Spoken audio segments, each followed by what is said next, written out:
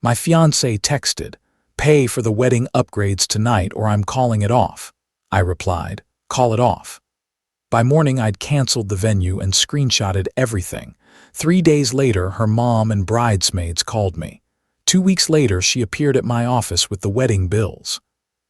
Original post: I'm Dashiell, 34M, and I work as a scheduling manager for a commercial construction company in Boise, Idaho. My life is calendars, contracts, and people trying to change the plan after it's already been signed. My fiancée, Aloan Winnie Hart, 31F, works in boutique marketing for a bridal salon. She's good at making a moment feel bigger than it is. Good at getting people to say yes, including me. We'd been together 3 years, engaged for 8 months, and our wedding was 10 weeks away. Lake venue in McCall. Friday ceremony, Saturday brunch. Nothing insane. We had a budget meeting early on, wrote everything down, and agreed on a simple split. Then the upgrade started. First it was chair covers, then specialty linens, then a live string duo, then a sparkler exit. Every single one was framed like, "If you loved me, you'd want this." I didn't argue about every little thing. I just asked for the numbers. I kept a spreadsheet. I paid my half on time. That was the arrangement. The night everything broke happened on a random Tuesday. I was still at the job trailer finishing a change order review when my phone buzzed. Winnie had been quiet all day, which usually meant she was building up a speech. Her text popped up like a bill: "Pay for the wedding upgrades tonight or I'm calling it off." I stared at it in my truck for a full minute. No anger, no panic, just this tired clarity, because upgrades wasn't one thing. It was thousands of dollars I never agreed to, and calling it off wasn't a fear, it was a threat. So I replied with the only honest answer: "Call it off." Sent. Within seconds, my phone lit up like a Christmas tree. Missed calls, voicemails, text switching moods every 2 lines. Dashiell, pick up. I didn't mean it like that. This is my wedding. Stop being cold, please. Pick up. You're ruining everything. I didn't pick up. Not because I wanted to punish her. Because I knew the second I heard her voice, I'd get dragged into the same spiral where her feelings were the emergency and my boundaries were the inconvenience. I drove to my townhouse. The lease was in my name, always had been. Winnie moved in 5 months ago, right after the engagement, with the understanding that if it didn't work, we'd separate cleanly like adults. I started documenting immediately. Screenshot of her ultimatum. Screenshot of my reply, call log, voicemail timestamps. I emailed the screenshots to myself with the subject line: "Wedding ultimatum, 9:48 p.m. Work habits die hard." Then I packed, not in a rage, in categories. Her wedding binder first, the thick white one that lived on my coffee table like a shrine. Then her bridal salon samples, her ring light, the stack of invitation proofs, her shoes lined by the door. I didn't throw anything. I didn't ruin anything. I moved it. Clothes folded into suitcases, toiletries in a bin so they wouldn't spill. Her laptop and anything with a company logo left untouched. I took a slow video walkthrough of the townhouse, walls, counters, floors, because I've seen what happens when someone decides to rewrite history. By 100 a.m., her things were stacked neatly by the door. Then I did the part I didn't want to do but knew I had to. I opened our wedding vendor folder. Venue contract, final payment due in 48 hours. Caterer, deposit already paid, partial refundable until a certain date. Photographer, non-refundable retainer. Planner, Winnie's day of coordinator package, half paid. If I did nothing, the wedding would still keep draining money while Winnie used it as leverage. So I called the venue first thing in the morning. I didn't rant. I didn't explain relationship drama. I just said, "The event is canceled. Please email confirmation and any balances due." The venue manager sounded sympathetic in that professional way. She emailed me within an hour. The deposit was gone. $2,400, non-refundable. It hurt, but it was clean. I canceled the caterer next. We lost $900. The photographer retainer was $1,100. Gone. Winnie's coordinator fee was on her card, not mine. I wasn't touching it. Then I booked a storage unit. 5x10, climate controlled. $79 for the first month promo, then $109 after. I prepaid 2 months because I didn't want "you're holding my stuff hostage" as a storyline. I changed the locks that afternoon. $185, new keys, new deadbolt. I left one note on the kitchen counter, simple and boring. "Winnie, you gave me an ultimatum. I accepted it. Your things are in storage. Email me for pickup logistics. Do not come unannounced." Dashiell by sundown, she finally emailed, "You canceled my wedding without me." And I replied with one line, "You canceled it when you made it conditional." Update 1: 3 days later, the flying monkeys arrived on day 3. Right on schedule. First, her maid of honor, Jory, texted from a number I didn't have saved. "Hey, Winnie's not eating. Can you please just talk to her?" I replied once because I wanted the record. She issued an ultimatum in writing. I accepted. "I'm not discussing this by phone." Then came Winnie's mom, Marla. She didn't text. She called twice, then left a voicemail that wasn't about peace. "You embarrassed my daughter," she said. "If you were a man, you'd fix this." I saved it. Then I blocked her number. That night, I got a message from a bridesmaid I'd met exactly 2 times. The tone was cheerful, like she was organizing a group dinner. "We can still make this work. Just pay the difference and apologize." The difference ended up being the entire set of upgrades Winnie had been quietly adding. I found out because she forwarded me an updated invoice from the venue decorator. An extra $67.80, with my name typed into the responsible party line. That wasn't an accident. That was a plan. I didn't argue. I just forwarded the email to myself, added it to the folder, and replied to Winnie, "Do not put my name on any new contracts. If you continue, I'll handle this legally." She responded within minutes, "Stop threatening me. You're acting like a robot." I didn't reply. Then she tried the sentimental angle. She emailed again at 1:14 a.m. "I can't believe you'd throw away our future over money." That line would have wrecked me a year ago. But it wasn't about money. It was about control. If I paid this time, I'd be paying forever. Not invoices, obedience. On the 4th day, she showed up anyway. Doorbell camera notification. Winnie on my porch, holding her wedding dress bag like it was a hostage exchange. She knocked, soft at first, then harder. I didn't open the door. I spoke through the camera. "Email me," I said. She looked straight into the lens and said, "You owe me." Then she left the dress bag on the mat and walked away like she was making a point. I waited until she drove off. Then I brought it inside and recorded a video of it unopened, hanging it in the spare closet.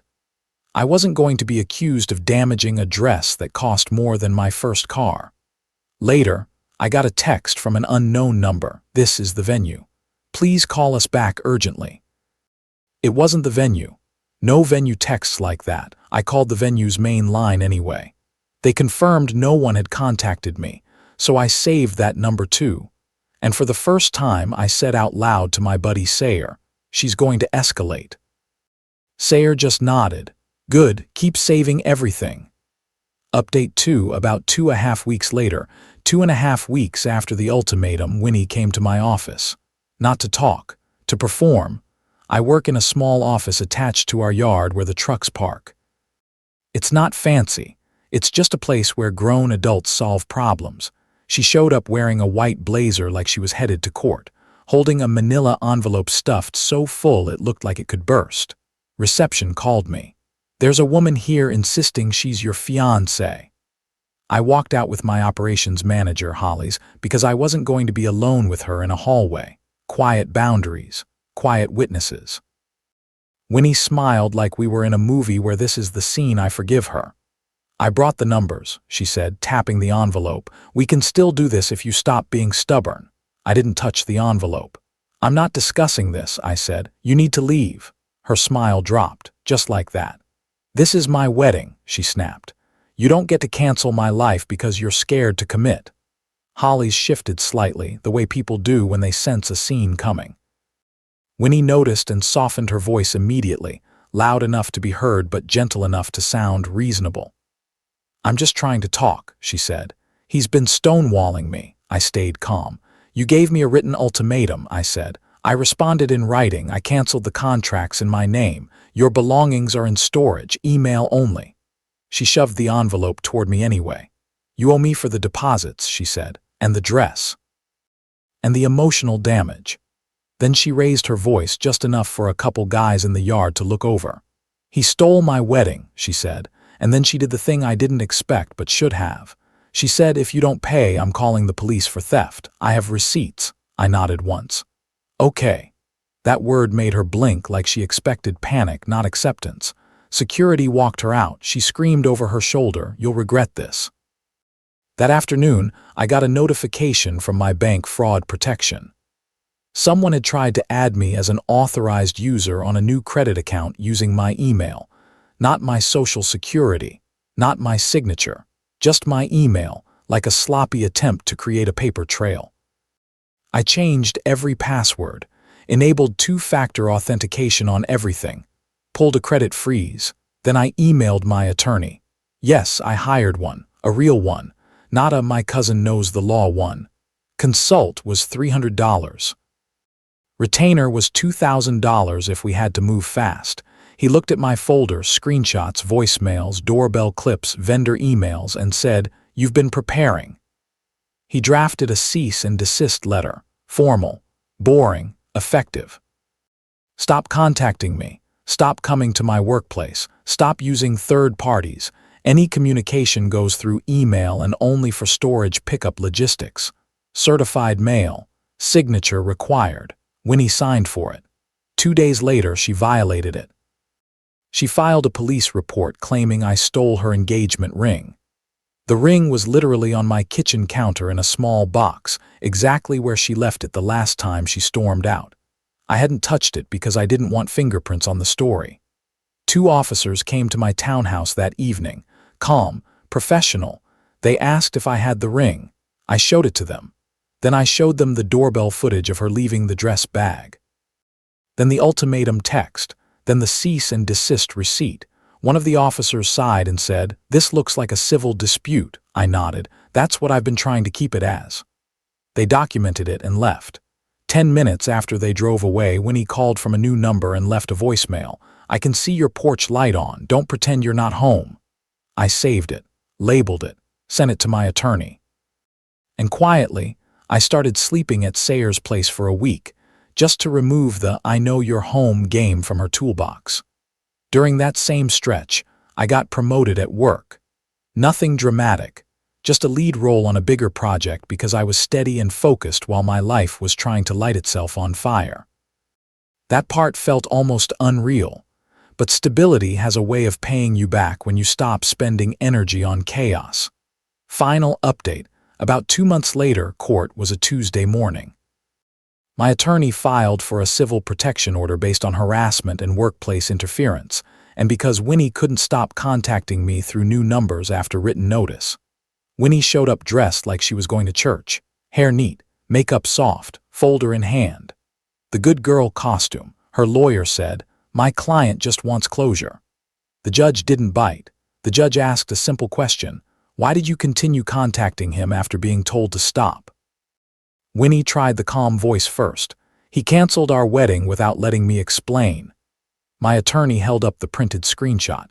"Your Honor," he said, "this is the message she sent. This is his reply. Then he canceled contracts in his name to prevent additional charges."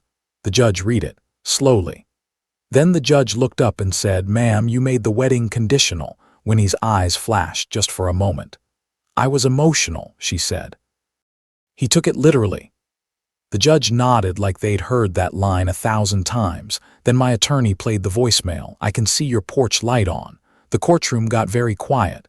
The judge paused the recording and said, "Do you understand why that is alarming?" Winnie started crying instantly. "Fast, convenient." She said, "I didn't mean it like that." The judge didn't raise their voice. They just concluded. "No contact. No third-party contact.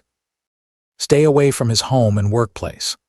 1 year, 300 feet, no exceptions." After court, my attorney handed me a receipt. Winnie had finally picked up her belongings from the storage unit under supervision and signed for the engagement ring at the attorney's office. No note, no apology, just the bare minimum because the performance didn't work anymore.